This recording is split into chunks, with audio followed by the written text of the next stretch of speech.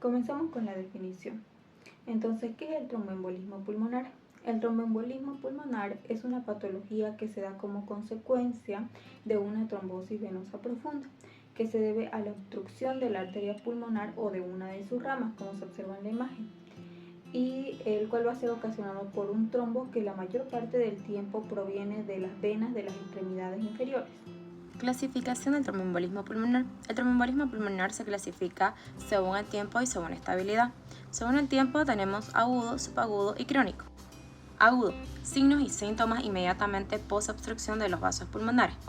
Subagudo, desarrollo del tromboembolismo pulmonar a los días o en semanas posteriores a la obstrucción. Crónico, desarrollo lento de los síntomas de hipertensión pulmonar durante muchos años. Según su estabilidad, se van a clasificar hemodinámicamente en estables y inestables. Los inestables vienen a ser aquellos pacientes que van a presentar una hipotensión con una presión arterial sistólica menor a 90 milímetros de mercurio o mayor o igual a 40 milímetros de mercurio, con una duración mayor a 15 minutos. Estos pacientes sí o sí van a requerir de vasopresores. En pacientes estables son aquellos que van a presentar un tromboembolismo leve, con una sintomatología leve o puede ser asintomático. También puede presentar una hipotensión leve. Y para ello solo vamos a necesitar fluidoterapia o también va a haber la presencia de una disfunción del ventrículo derecho. Factores de riesgo. Tenemos factores de riesgo fuertes y débiles. ¿Cuáles vienen a ser los fuertes? Vienen a ser las fracturas de miembro inferior. ¿Pero por qué? Porque esto porque esto forma un estado de hipercoagulabilidad, una inmovilización prolongada y una lesión en los vasos, ¿verdad? Y pues esto predispone a la formación de los trombos. ¿Qué más tenemos? Como pueden ver acá, tenemos hospitalización por insuficiencia cardíaca, fibrilación anterior, un reemplazo de cadera o rodillas, un IAM, un trauma mayor. ¿Y qué tenemos en las débiles? Que no viene a ser menos importante que las fuertes, ya que vemos esto en nuestro día a día. ¿Cuáles son? Son un reposo mayor a 3 días. Tenemos la inmovilización prolongada, como lo hemos mencionado. Tenemos la hipertensión arterial, que tiene una alta prevalencia en nuestro medio, y las varices varicosas, que igual es de alta prevalencia. Continuamos con la fisiopatología del tromboembolismo pulmonar. Este inicia con la formación de un trombo a nivel de los miembros inferiores, frecuentemente en la ilíaca, en la femoral o en la poplitera.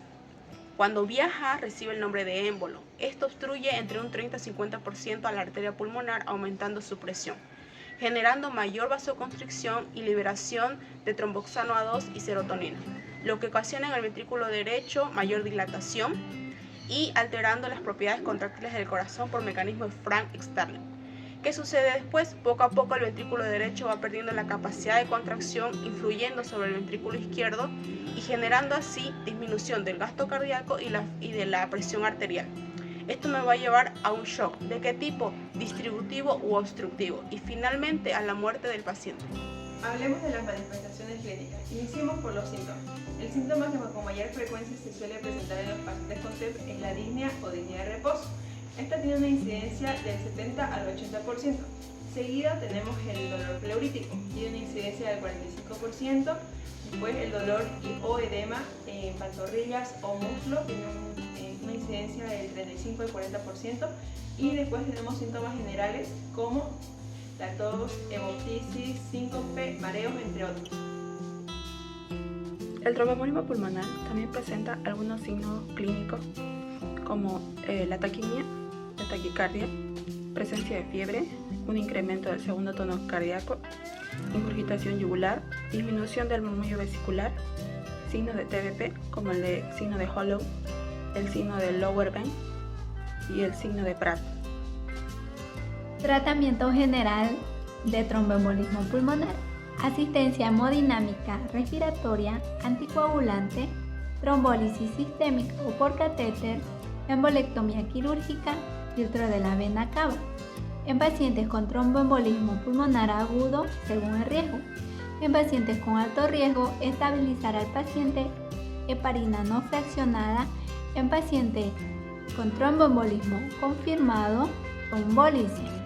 En pacientes de riesgo intermedio a bajo, parenteral, anticoagulantes orales como heparina de bajo peso molecular, monitorizar, hospitalizar y ambulatorio. Para el diagnóstico de TEP lo vamos a hacer por descarte, ya que este cuadro presenta una signo-sintomatología muy variada y muy similar a otros tipos de cuadro, como por ejemplo un infarto agudo de miocardio, una neumonía o una tuberculosis. También para el diagnóstico de tromboembolismo pulmonar vamos a solicitar un angioTAC. Este estudio es denominado Gold Standard. A través de este estudio vamos a poder visualizar los vasos pulmonares, donde nos va a dar una indicación anatómica específica de en dónde se encuentra el cuadro. Además, también vamos a solicitar un dímero D y también tenemos las escalas de probabilidad que, como bien su nombre lo dice, nos indica la probabilidad de que el paciente tenga un TEP. Entre estas escalas tenemos la escala de Wells y también tenemos la escala de Ginebra. Tratamiento a largo plazo para prevenir otro episodio de TEP, vamos a ocupar lo que son los anticoagulantes orales directos. El tiempo de duración de este va a depender si el TEP fue provocado por factores de riesgo transitorios como o en ausencia de estos, que sería el no provocado. El provocado se podría suspender a los 3 meses y el no provocado, las guías europeas recomienda un tratamiento indefinido mayor a 3 meses en aquellos pacientes que tengan trombosis venosa recurrente o en aquellos en los cuales el primer episodio de TEP esté asociado a factores de riesgo persistentes. Para descontinuar el tratamiento, se tendría que evaluar en mujeres la escala de Herd-Dose Score y los niveles de dímero D al mes de la interrupción del tratamiento. Es importante recalcar que para descontinuar esta profilaxis se debe hacer una anamnesis enfocada en cada paciente.